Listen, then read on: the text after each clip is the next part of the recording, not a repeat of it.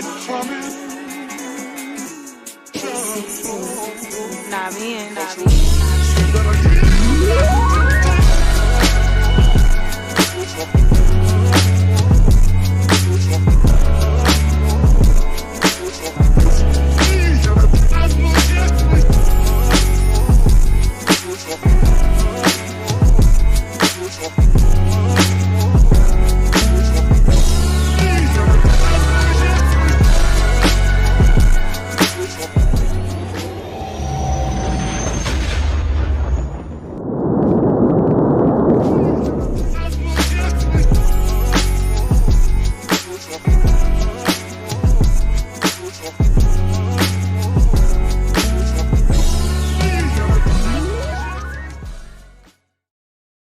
Hi, welcome to Ears to the Streets. I am your host, the guy Acie, and today I have a special guest.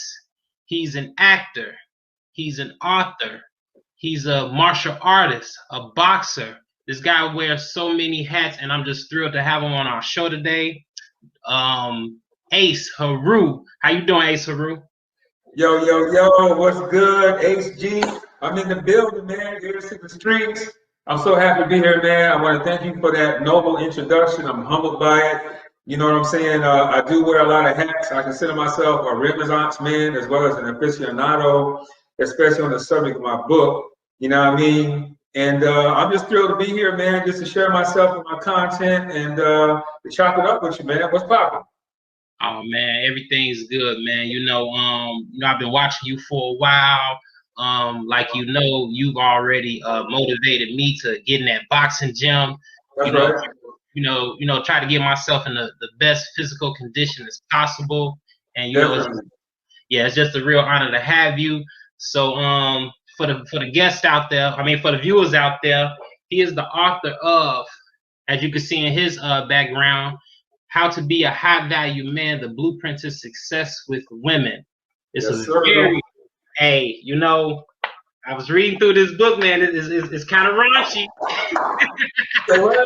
It's kind of what? It's kind of raunchy. You know what I'm saying? That's right. Yeah, man. It was definitely a interesting read. I learned a lot. Good. Yeah, man, it was definitely informative. And a few times I had to break out the dictionary. That's right. That's right. Yeah, on the real. So before we get into the book, what I would like to ask you is what was some of your upbringing? What state are you from? And then if you can explain for the people what's some of your upbringing. Okay, cool. So I'm from Florida, you know what I'm saying? And I was actually born in a city called Okeechobee. So if you look on the map of Florida, you'll see the lake Okeechobee, right? There's a big blue lake down at the bottom of the peninsula. So that lake is called Okeechobee, but there's a small little country town that satellites it, and that's Okeechobee. I was born there, but I was raised in Miami. Like my mom, you know what I'm saying? She moved to Miami when I was an infant, you know what I mean? So I was raised in Miami, 305, the county of Dade, you feel me? So, yeah. And so from there, I've been there most of my life. I only moved away one time when I was in the military. When I served in the Navy, you feel me? I lived in Virginia Beach for about 4 years. That was that. Came back home to Florida, you know what I'm saying, vibed out, and now I'm in Texas. I'm a Texan now. I'm in the Houston area. Okay. Yeah. That's what's up. So growing up in Florida, so far as your family structure, were you raised with mother and father in the household? Actually, no. Single parent, you know what I'm saying? I was raised by my mother. We really close, you know what I'm saying? I'm her only child. You know what I'm saying? And so, we grew up in Miami, and she was hard on me, man. I'm so proud and I'm so happy with the way that my mom raised me. You feel me? Like she kept me out of trouble, so to speak, because it was so easy to get in trouble. Because I grew up in some of the most fucked up neighborhoods there is in Dade County. You know what I mean? Right. I grew up. If anybody's watching that's familiar with Miami, they'll know about the Poke Beans, the Poke Bean projects. You know what I'm saying? I went to Holmes Elementary. You know what I'm saying? That's right there in the Poke Beans. I used to stay on 66th Street and 12th Avenue. Okay. And then from there, as a teenager, we got a house in Opelika, so I grew up in Opelika. You know what I'm saying? During my high school years, I went to Northwestern High School, and I graduated from Miami Northern Senior High School. You feel me? And that was in the Carol City area. And now that area is known as Miami Gardens. But literally from the Poker Beans, Opelika, Miami Gardens. But the beans in Opelika, nigga, that's hardcore right there. You know what I'm saying? Yeah, huh? That's why they get it cracking there, huh? Yeah. But you know, she kind of kept me sheltered and whatnot, you know. And as a matter of fact, she actually sent me for my junior high school. She sent me to Miami Beach to go, you know, get educated with the white folk or whatnot. Because I was always intelligent. I got a double promotion in elementary school. I skipped the 5th grade, so I went from the 4th to the 6th, and then I got educated at Narlis Junior High in middle school in Miami Beach, and then I graduated from Miami Northern in Carol City, or AKA Miami Gardens. You feel me? And then from there, it was the military. I came back. Then I went to Miami-Dade College, you know what I'm saying, and did my thing there, and it just kept it popping, kept it moving. Right. Yeah, the reason I asked that is because, you know, with your book, you know, to some degree being based upon, you know, how a young black man can become the best man that he could be. I asked that question just to see, you know, where your foundation was at, you know, because some people, you know, me and you have that in common. Yeah. Single mother, you know what I'm saying? That's right. Some young black men have single mothers as well. Some have just a father. Some have both, and then you know you got some that don't even got neither, probably being raised by their grandparents. You know, exactly. So you know one way that I learned, excuse me, y'all. Okay, one way that I learned, you know what I'm saying, is from other people's situations, and you know how you just try to make the correlation or the relationship, you know what I'm saying, or the connection, you know what I'm saying, between your situation and another person's situation, to see how you can get to the same result that person is at, if that's somewhere you choose to be. You know what I'm saying? And by you writing, you know, how to be a high value man, I want young black kids, young black males especially, you know, to get as much information as they can so they can make the best possible decisions when trying to, you know, pursue a woman or just trying to be the best male that they could be. Absolutely. Now, a little bit more about my childhood with my mom. You know what I'm saying? She was very strategic in how I was brought up, and she always brought me up on the premise of being the best that I can be. Like, I was raised to be that way. Like, she raised me with the understanding of that I'm limitless. You know what I mean? I can be anything that I decide to want to do. And that's always stuck with me. So whatever I decide to do, I just fucking do it without any thought of not being successful at it. And that's why today I'm still a Renaissance man. You know what I mean? So that takes being a jack of all trades to another level when you're a Renaissance man. And then too, you know, I did have some very masculine father-like figures. You feel me? Like her brother. She got 5 brothers. I got 5 uncles. You know what I mean? Right. And my Uncle Mac was instrumental, especially as a teenager, you know what I'm saying? So he helped me to learn things like be handy with my hands, you know, because he was an electrician.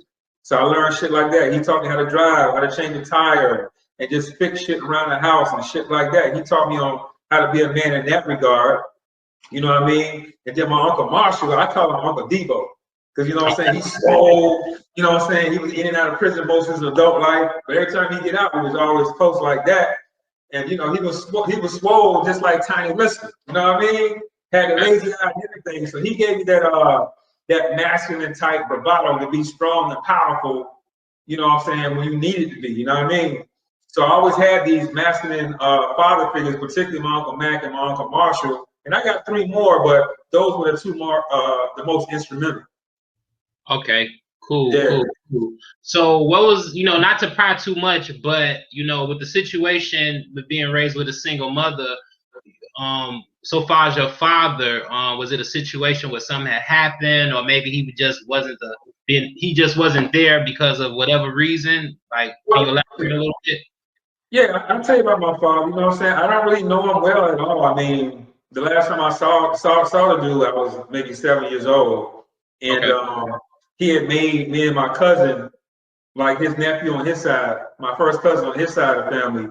You know what I'm saying? He had made us like a bazooka out of some cans and shit. I remember that. But everybody tells me that I look like him. Everybody tells me that you know, when I'm angry, I even act like him. He was a very angry and violent kind of person because, you know, he had polio or whatnot. So he had a bad arm and a bad leg, and that handicap put him in a negative, you know, vibration. He was always like angry with his physical condition and mad at the world, and he kind of took that out on the fucking world. So anyway, he was mostly in prison my whole life growing up. I never really met the dude outside of that one memory that I have. You know what I mean? Okay. Okay. Yeah, so he's just been absent. But everybody that sees me, especially when I visit and I go home to Okeechobee, oh, you look just like your daddy. His name is Jimmy. They call him Jimmy, but his name is James. You know what I'm saying?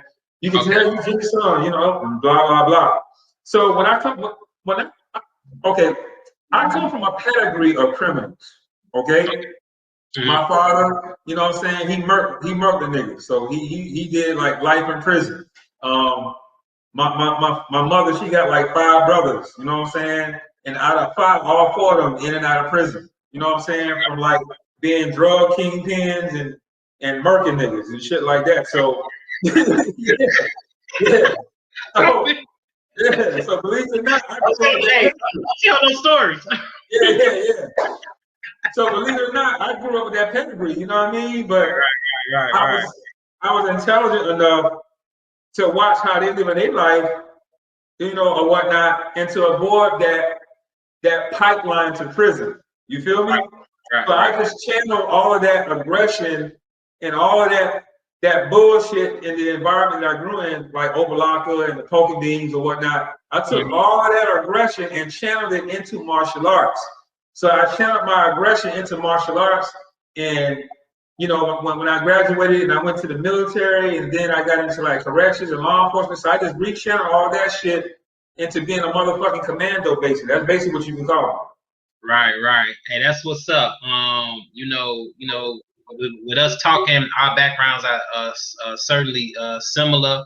You know, just having male figures, but not necessarily having your father, but there's still certain masculine characteristics and information or knowledge that you could get from that you do use to get to this place where you're at with being a high value man.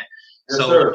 Yeah, you know, I appreciate you sharing that with the people, you know what I'm saying? Because like, you know, like I've said in some of my other interviews, you know, to me, it's all about the youth. And if you older and you can get something from it to make you better too, then that's good too, you know what I'm saying? But I'm mainly, you know what I'm saying, focused on when I do interviews is getting that message to the younger people that don't got fathers, that need a father figure. Because now with this internet, you know, this is, you know, potentially, not even potentially, I know that there's young kids out here that's looking at you and like, oh man, he do martial arts, he's an author, you know what I'm saying? He you know what I'm saying, he cut, you know what I'm saying? And that inspires them, you know what I'm saying?